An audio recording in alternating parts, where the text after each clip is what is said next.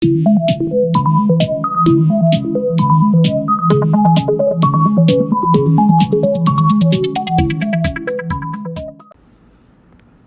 वालेकुम।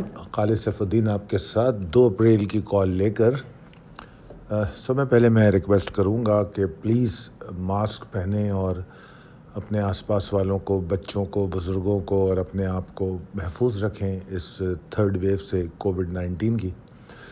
अच्छा जनाब, वर्क फ्रॉम होम प्रोग्राम पे काफ़ी बात की जा चुकी है।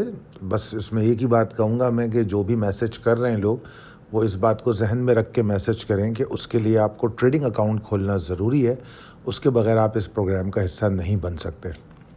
अच्छा जनाब, आज का जो सेशन था वो एक्सपेक्टेशंस के बरखिलाफ़ रहा, मैं कहूँगा। इसलिए कि बेशक उसका आगाज़ अच्छा था और मैं उसमें तेज़ी भी देख रहा था, मगर ऊपर मार्केट रुक नहीं पाई। हालांकि मार्केट का आगाज़ अच्छा हुआ, पहला घंटा 2 घंटा ठीक रहा, 1.5 घंटा, मगर फिर उसके बाद रोलर कोस्टर राइड की शक्ल में हमें सिचुएशन नज़र आई कि वो ऊपर, फिर नीचे, फिर ऊपर। तो कुछ इस तरह की सूरत हाल रही जो क़तई तौर पे जो है क्या कहना चाहिए, परेशान कुन रही लोगों के लिए। मगर जो लोग ट्रेडिंग ऑन लेवल्स करते हैं और जो टारगेटेड लेवल्स को समझते हैं, अगर उन्होंने मिनिमम वॉल्यूम्स के साथ इस रोलर कोस्टर राइड्स को एंजॉय करने की कोशिश की होगी तो बड़ा मज़ा आया होगा। उसकी वजह यह है कि आप ज़रा देखें कि 2 पीक्स आपको नज़र आ रहे हैं इस चार्ट पे। ये 400 पॉइंट के हैं, तो 400 पॉइंट में से अगर 200 पॉइंट की राइड भी आपने ली है तो आपने मज़ेदार ट्रेड कर ली है। खैर बहरहाल ये तो एक बात थी, मगर आम तौर पे लोग इसको इस तरह नहीं देखते।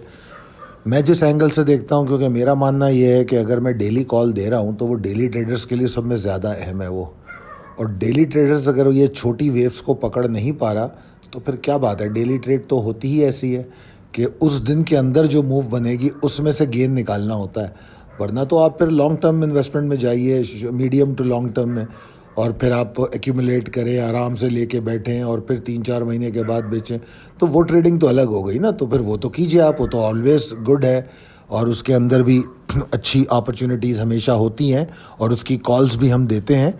मगर इसको हम कैसे इग्नोर कर सकते हैं जो पॉसिबिलिटी हमको दिन में मिलती है। तो लिहाजा ज़रा सोचिएगा, ये आपको चार्ट दिखाने का मकसद ही ये होता है कि मार्केट क्लोज़ होने के बाद कि मार्केट में क्या ऑप्शंस थे और हमने इसको कितना अवेल किया।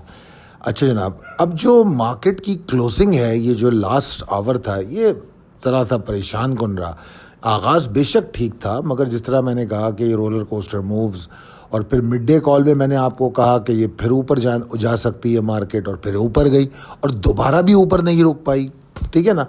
तो जो ऊपर रुक नहीं पाई ये हिस्सा मेरे लिए सरप्राइजिंग था, वरना जो बार बार ये ऊपर गई और उसकी एक्सपेक्टेशन तो मुझे थी मार्केट में, जो कल जिस तरह मैंने कॉल दी थी आपको, तो ये जो बार बार एग्जॉस्शन हुई ये थोड़ी सी हैरान कुन थी मेरे लिए।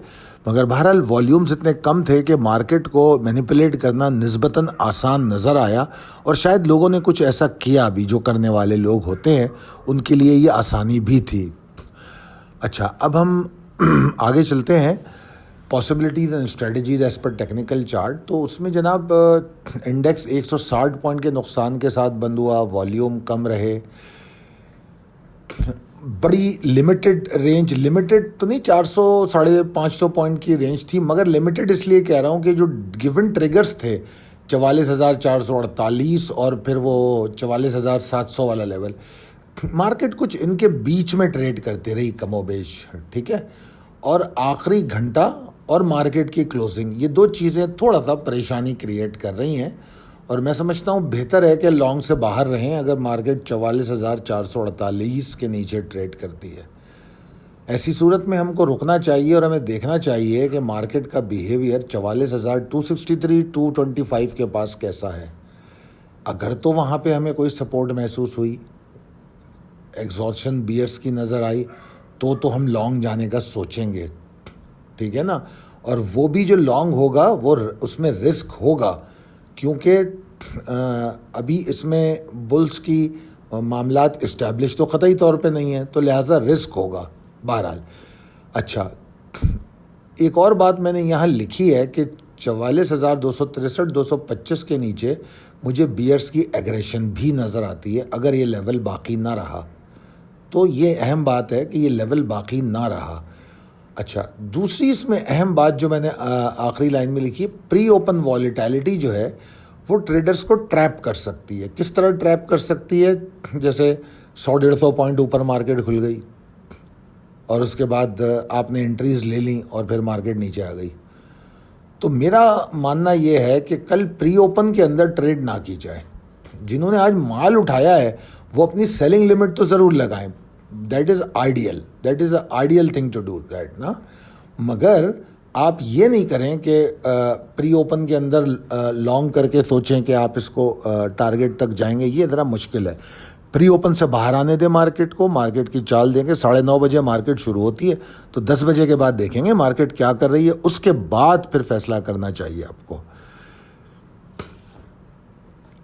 ہاں، یہ ضرور بات درست ہے کہ اگر مارکیٹ پری اوپن کے بعد 44,615 کے اوپر رک جاتی ہے، ٹریڈ کرنے لگتی ہے، والیوم جنریٹ کرتی ہے، تو پھر وہاں سے ایک ہائی رسک ڈیرنگ لانگ بنتا ہے اور اس کا اسٹاپ لاس پہلے 44,448 کے نیچے اور اس کے بعد 44,580 کے نیچے ہونا چاہیے. ایسی صورت میں جو ٹارگیٹ ہے وہ لیول بائی لیول کرنا چاہیے. مگر مجھے ایٹ دا موسٹ جو ٹارگیٹ نظر آتا ہے وہ 44,820 814 تک. یہ بھی اس صورت میں جب 10 بجے کے بعد مارکیٹ 44,615 کے اوپر والیومز جنریٹ کرے.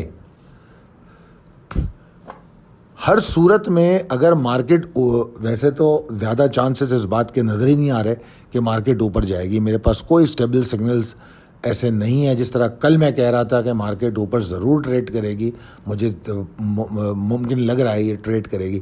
آج میں یہ بات نہیں کہہ رہا. آج میں کہہ رہا ہوں کہ مجھے ایسا لگ نہیں رہا کہ مارکیٹ اوپر ٹریڈ کرے گی.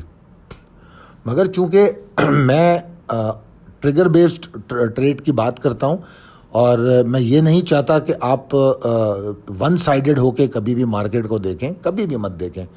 اگر if you are a genuine professional trader and especially short term trader, تو آپ کو مارکیٹ کی جو موو ہے آنے والے سیشن کی، اس کے لیے مینٹلی پریپیئر رہنا چاہیے دونوں ڈائریکشنز میں آلویز.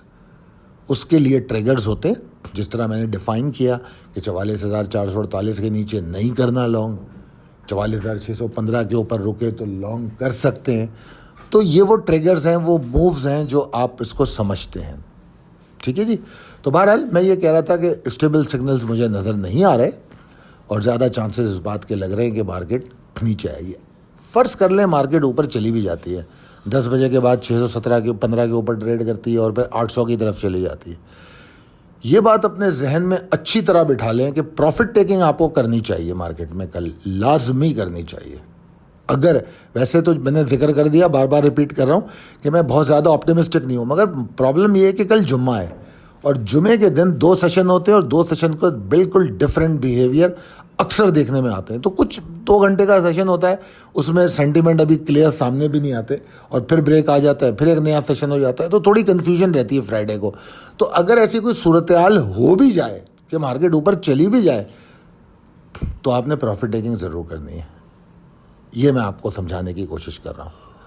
اچھا، ان تمام چیزوں کے باوجود کہ میں مارکیٹ کو اچھا نہیں دیکھ رہا، مگر میں ایک بات کو ابھی بھی ریکمینڈ کر رہا ہوں، انکریج کر رہا ہوں کہ جن اسٹاکس کی میں نے بات کی تھی ایکیومولیٹ کرنے کی کل پرسوں ترسوں 3-4 دنوں میں، جو اسٹرانگ ٹکس آپ کو دیے ہیں جس میں ایکیومولیشن کی بات کی گئی ہے، آپ کو کوشش کروں گا کہ آج جو میں آپ کو اسکرپٹ کی آڈیو بھیجوں گا اس کے اندر میں وہ دہرا بھی دوں گا انشاءاللہ. مگر ان کو آپ نے ایکیومولیٹ کرنا ہے، ان کے لیولز آپ کے پاس ہونے چاہیے اور ان کو انڈیکس اور ان کے اپنے اسٹاک کا پریشر دیکھ کے آپ ایکیومولیٹ کیجئے، کیونکہ مارکیٹ کوئی بہت بڑا مسئلہ کریٹ کرنے نہیں جا رہی. جو تھوڑا بہت گراوٹ ہے، ہمارے پاس اچھی سپورٹس آگے ملیں گی ہمیں اور پھر دیکھیں گے اگر مارکیٹ ریکور کرتی ہے تو یہ جو ایکیومولیشن کر رہے ہیں یہی اسٹاک ہوں گے جو آپ کو کوئک گین دیں گے. ٹھیک ہے جناب.